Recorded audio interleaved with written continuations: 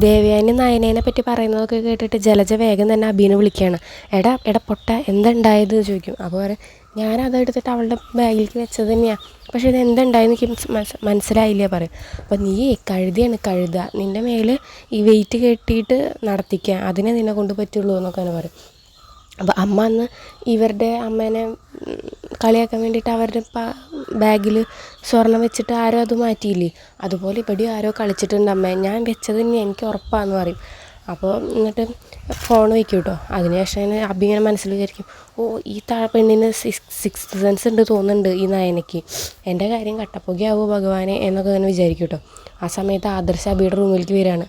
എന്നിട്ട് അബിയോട് ചോദിക്കും ഇവിടുത്തെ ക്യാമറയ്ക്കൊക്കെ എന്താ പറ്റിയതെന്ന് ചോദിക്കും.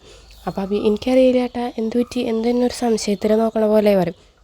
അല്ല നിൻ്റെ മുഖത്ത് നല്ല ടെൻഷനുണ്ടേ, അപ്പോൾ നീ എന്ത് ഇവിടെ കാട്ടിക്കൂട്ടി കഴിഞ്ഞാലും ആരെന്ത് കാട്ടിക്കൂട്ടി കഴിഞ്ഞാലും ആദ്യം ഞാൻ സംശയിക്കുക നിന്നെയാണ്, പിന്നെ നിനക്ക് ഈ കമ്പനിയിൽ സ്ഥാനം ഉണ്ടാവില്ല എന്നൊക്കെ പറയും കേട്ടോ. അങ്ങനെ നയനേനെ രക്ഷിക്കാൻ വേണ്ടിയിട്ട് ദേവയാനിയാണ് മെസ്സേജ് അയക്കുന്നത്. ഒരു അറിയാത്ത നമ്പറിൽ നിന്ന് നയനയുടെ ഫോണിലേക്ക് മെസ്സേജ് അയക്കുകയാണ്, നിങ്ങളുടെ ബാഗിലേക്ക് ആരോ ഗോൾഡ് എടുത്ത് വെച്ചിട്ടുണ്ട്, നിങ്ങളെ കളിയാക്കാന്നൊക്കെ പറഞ്ഞിട്ട് കേട്ടോ. അങ്ങനെയാണ് ആദർശും നയനും ഈ കാര്യങ്ങളെല്ലാം അറിയുന്നത്. അതൊക്കെയാണ് ഇന്നത്തെ ഒരു എപ്പിസോഡിൽ.